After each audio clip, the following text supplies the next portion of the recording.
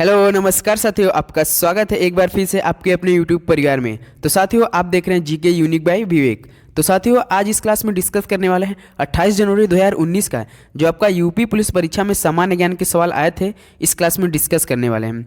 तो साथियों देखिए, पिछले वर्षों 2019 में आपका जो पेपर हुआ था उसमें सामान्य ज्ञान के सवाल कैसा पूछा गया था, और इस बार भी ऐसे ही सवाल आने के चांस बने हुए हैं, क्योंकि इस बार पूरे 55 लाख विद्यार्थियों ने फॉर्म अप्लाई किया है। केवल 60,200 वैकेंसी है। अगर आपको एक सीट पक्की करनी है तो आपको काफ़ी अच्छी मेहनत चाहिए। तो चलिए दोस्तों, आज का प्रश्न पहला देखते हैं। देखिए, प्रश्न पहला दिया है, उत्तर प्रदेश पुलिस का मुख्यालय कहाँ स्थित है। तो साथियों बताइए, उत्तर प्रदेश पुलिस का मुख्यालय कहाँ पर स्थित है। तो आपका प्रयागराज में है। कहाँ है साथियों? प्रयागराज में।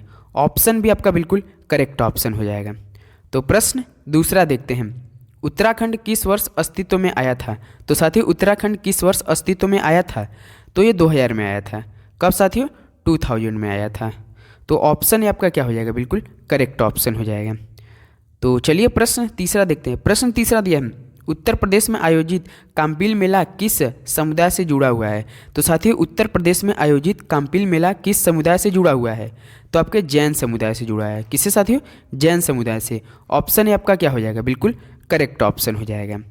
तो चलिए प्रश्न 4 देखते हैं। प्रश्न 4 दिया है, भारत में कथक नृत्य के एक शास्त्रज्ञ हैं। तो कौन है भारत में कथक नृत्य के लिए एक शास्त्रज्ञ? तो आपके पंडित बिरजू महाराज हैं। कौन है साथियों? पंडित बिरजू महाराज हैं। तो ऑप्शन सी आपका बिल्कुल करेक्ट ऑप्शन है। तो प्रश्न 5 देखते हैं। तो साथियों, जो इस बार आपके पेपर में पूरे 38 सवाल आ रहे हैं ना, 38 में से मतलब आपको इस बार सिलेक्शन चाहिए तो कम से कम 35 सवाल करने ही पड़ेंगे।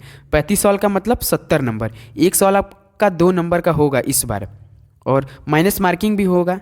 तो पूरे 38 सवाल आ रहे हैं, तो आपको काफ़ी अच्छी पकड़ मौजूद बनाना पड़ेगा सामान्य ज्ञान के। तो देखिए, निम्नलिखित में से कौन सा यूपी पुलिस विभाग की चयन प्रक्रिया के चरणों में से एक नहीं है। तो साथियों, निम्नलिखित में से कौन सा यूपी पुलिस विभाग की चयन प्रक्रिया के चरणों में से एक नहीं है। तो इनमें से आपका जो भाषा परीक्षण है ना, वो नहीं है। कौन सा थी? भाषा परीक्षण। ऑप्शन डी आपका क्या हो जाएगा? बिल्कुल करेक्ट ऑप्शन हो जाएगा। तो प्रश्न 6 देखते हैं, भारत में बहादुरी का सर्वोच्च पुरस्कार निम्नलिखित में से कौन सा है। तो साथियों, भारत में बहादुरी का सर्वोच्च पुरस्कार निम्नलिखित में से कौन सा है। तो आपका परमवीर चक्र है। कौन है साथियों? परमवीर चक्र होता है। ऑप्शन भी आपका परमवीर चक्र बिल्कुल करेक्ट ऑप्शन हो जाएगा। तो प्रश्न 7 देखते हैं। प्रश्न 7 दिया, विश्व पर्यावरण दिवस किस दिन मनाया जाता है। तो साथियों, विश्व पर्यावरण दिवस किस दिन मनाया जाता है। तो ये आपका 5 जून को मनाया जाता है। कब साथियों? 5 जून को मनाया जाता है विश्व पर्यावरण दिवस। ऑप्शन सी बिल्कुल करेक्ट ऑप्शन है। तो प्रश्न 8 देखते हैं। प्रश्न 8 दिया है, किस भारतीय राज्य में सर्वाधिक क्षेत्र में वन स्थित है। तो साथियों, किस भारतीय राज्य में सर्वाधिक क्षेत्र में वन स्थित है। तो आपके मध्य प्रदेश में है। कहाँ साथियों? किस राज्य में? मध्य प्रदेश में। ऑप्शन डी आपका बिल्कुल करेक्ट ऑप्शन हो जाएगा।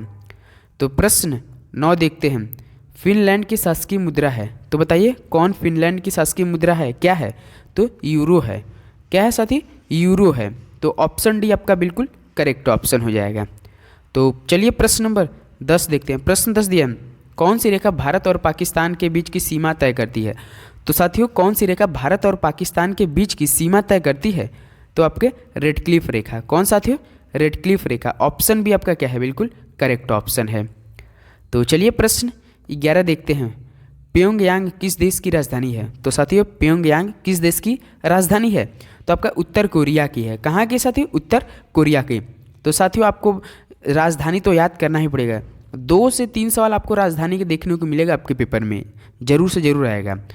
तो प्रश्न 12 देखते हैं, निम्नलिखित में से कौन सा संयुक्त राज्य अमेरिका का एक राज्य नहीं है। तो साथियों, निम्नलिखित में से कौन सा संयुक्त राज्य अमेरिका का एक राज्य नहीं है इसमें से। तो अटलांटा नहीं है। कौन साथियों? अटलांटा।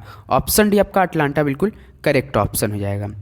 तो प्रश्न 13 देखते हैं। प्रश्न 13 दिया, लक्षद्वीप के लोग मलयालम के अलावा दूसरी कौन सी भाषा बोलते हैं। तो साथियों, लक्षद्वीप के लोग मलयालम के अलावा दूसरी कौन सी भाषा बोलते हैं। तो आपके माहाल बोलते हैं। कौन साथियों? माहाल बोलते हैं। ऑप्शन भी आपका माहाल बिल्कुल करेक्ट ऑप्शन हो जाएगा।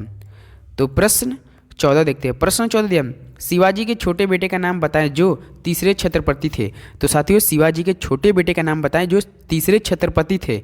तो राजा राम थे। कौन साथियों? राजा राम थे। ऑप्शन है आपका राजा राम बिल्कुल करेक्ट ऑप्शन हो जाएगा।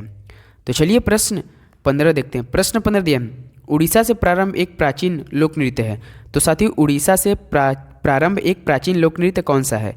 तो घुमुरा है। कौन है साथियों? घुमुरा है। ऑप्शन डी आपका घुमुरा बिल्कुल करेक्ट ऑप्शन हो जाएगा। तो प्रश्न 16 देखते हैं। प्रश्न 16 दिया है, भारत अपने नारियल के वार्षिक उत्पादन में और इंडोनेशिया के बाद तीसरे स्थान पर है। तो साथियों बताइए, भारत अपने नारियल के वार्षिक उत्पादन में और इंडोनेशिया के बाद तीसरे स्थान पर तो कौन है? तो फिलीपींस है। कौन है साथियों? फिलीपींस है। ऑप्शन डी आपका फिलीपींस बिल्कुल करेक्ट ऑप्शन हो जाएगा। तो प्रश्न 17 देखते हैं। काकोरी रेलगाड़ी लूटपाट की कल्पना राम प्रसाद बिस्मिल और किसने की थी? तो साथियों काकोरी रेलगाड़ी लूटपाट की कल्पना राम प्रसाद बिस्मिल और किसने की थी? तो आपके अशफाक उल्लाह खान ने की थी। किसने साथियों? अशफाक उल्लाह खान किए थे। ऑप्शन सी आपका बिल्कुल करेक्ट ऑप्शन हो जाएगा। तो प्रश्न 18 देखें। बगरू में हाथ की छपाई के प्रसिद्ध केंद्रों में से एक है। तो साथियों बगरू में हाथ की छपाई के प्रसिद्ध केंद्रों में से एक है तो राजस्थान है। कौन है साथियों? राजस्थान है। तो ऑप्शन भी आपका बिल्कुल करेक्ट ऑप्शन हो जाएगा।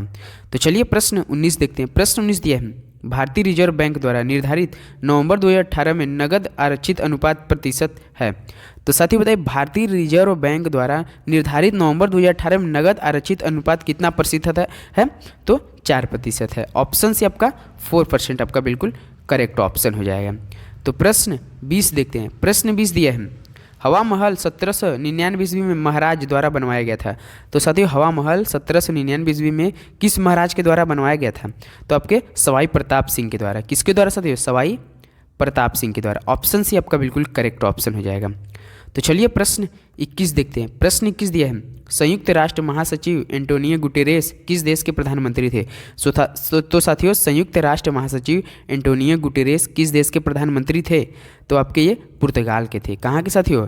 पुर्तगाल के। ऑप्शन भी आपका बिल्कुल करेक्ट ऑप्शन हो जाएगा। तो प्रश्न 22 देखते हैं। प्रश्न 22 दिया है, नवंबर 2018 में 33वां आसियान शिखर सम्मेलन कहाँ आयोजित किया गया था? तो साथियों नवंबर 2018 में 33वां आसियान शिखर सम्मेलन कहाँ पर आयोजित किया गया था? तो आपका ये किया गया था सिंगापुर में। कहाँ साथियों? सिंगापुर में किया गया था। ऑप्शन से आपका सिंगापुर बिल्कुल करेक्ट ऑप्शन हो जाएगा। तो प्रश्न 23 देखते हैं, मानव शरीर का कौन सा अंग इंसुलिन पैदा करता है? तो साथियों मानव शरीर का कौन सा अंग इंसुलिन पैदा करता है? अग्नाशय पैदा करता है। कौन साथियों? अग्नाशय करता है। ऑप्शन भी अग्नाशय आपका बिल्कुल करेक्ट ऑप्शन हो जाएगा। तो चलिए प्रश्न 24 देखते हैं, निम्नलिखित में से किस तत्व की परमाणु त्रिज्या सबसे छोटी होती है? तो साथियों किस तत्व की परमाणु त्रिज्या सबसे छोटी होती है? तो आपका क्लोरीन की होती है। किसकी साथियों? Cl की, क्लोरीन की। ऑप्शन भी आपका बिल्कुल करेक्ट ऑप्शन हो जाएगा। तो चलिए प्रश्न 25 देखते हैं, केंद्रीय विश्वविद्यालय बाबा साहेब भीमराव अंबेडकर विश्वविद्यालय विद्या विहार किस शहर में स्थित है? तो साथियों केंद्रीय विश्वविद्यालय बाबा साहेब भीमराव अंबेडकर विश्वविद्यालय विद्या विहार किस शहर में स्थित है? तो आपका लखनऊ में स्थित है। कहाँ है साथियों? लखनऊ में स्थित है। ऑप्शन डी आपका क्या हो जाएगा? बिल्कुल करेक्ट ऑप्शन हो जाएगा। तो चलिए प्रश्न 26 देखते हैं। प्रश्न 26 दिया है, उड़ीसा में गजपति साम्राज्य की स्थापना निम्नलिखित में से किस वर्ष हुई थी? तो साथियों उड़ीसा में गजपति साम्राज्य की स्थापना निम्नलिखित में से किस वर्ष हुई थी? तो आपका ये हुई थी 1435 में। कब साथियों? 1435 में हुई थी। तो ऑप्शन है आपका बिल्कुल करेक्ट ऑप्शन हो जाएगा। तो प्रश्न 27 देखते हैं। प्रश्न 27 दिया, जाट शासक के नेतृत्व में बल्लभगढ़ एक महत्वपूर्ण व्यापारिक केंद्र बना गया। तो साथियों जाट शासक के नेतृत्व में बल्लभगढ़ एक महत्वपूर्ण व्यापारिक केंद्र बन गया। तो सूरजमल के नेतृत्व में। किसके साथियों? सूरजमल के। ऑप्शन है आपका बिल्कुल करेक्ट ऑप्शन हो जाएगा। तो प्रश्न 28 देखते हैं, भारत के किस राज्य में माणिक्य वंश का शासन था? तो साथियों भारत के किस राज्य में माणिक्य वंश का शासन था? तो आपका त्रिपुरा राज्य में। कहाँ साथियों? त्रिपुरा राज्य में। ऑप्शन है आपका बिल्कुल करेक्ट ऑप्शन हो जाएगा। तो चलिए प्रश्न 29 देखते हैं, राजा अम्बी कहाँ के शासक थे? तो साथियों राजा अम्बी कहाँ के शासक थे? ये आपके तक्षशिला के थे। कहाँ के साथियों? तक्षशिला के। ऑप्शन भी तक्षशिला बिल्कुल करेक्ट ऑप्शन हो जाएगा। तो चलिए प्रश्न 30 और साथियों आज का आखिरी सवाल है, 1865 में निम्नलिखित में से किसे बॉम्बे का पहला नगर आयुक्त नियुक्त किया गया था? तो साथियों 1865 में निम्नलिखित में से किसे बॉम्बे का पहला नगर आयुक्त नियुक्त किया गया था? तो आर्थर क्राफर्ड को। किसको साथियों? आर्थर क्राफर्ड को। ऑप्शन है आपका बिल्कुल करेक्ट ऑप्शन है। तो साथियों देख लीजिए आपका 2019 28 जनवरी जो आपका एग्जाम हुआ था, यही सवाल पूरे सेम टू सेम पेपर के सवाल है ये। देखिए ऐसा सवाल पूछा गया था। अगर आप में कोई भी कमी है तो आप जरूर से ज़रूर पढ़िएगा। तो चैनल पे नहीं तो जरूर सब्सक्राइब कीजिए। कल मिलते हैं एक और शिफ्ट का दूसरा सवाल लेते हैं। तो जब भी वीडियो अपलोड होगा आपके पास तुरंत नोटिफिकेशन जाएगा। तो चलिए मिलते हैं अगली वीडियो में, तब तक के लिए जय हिंद, जय भारत, धन्यवाद। पढ़ते रहिए, ऑल द वेरी बेस्ट।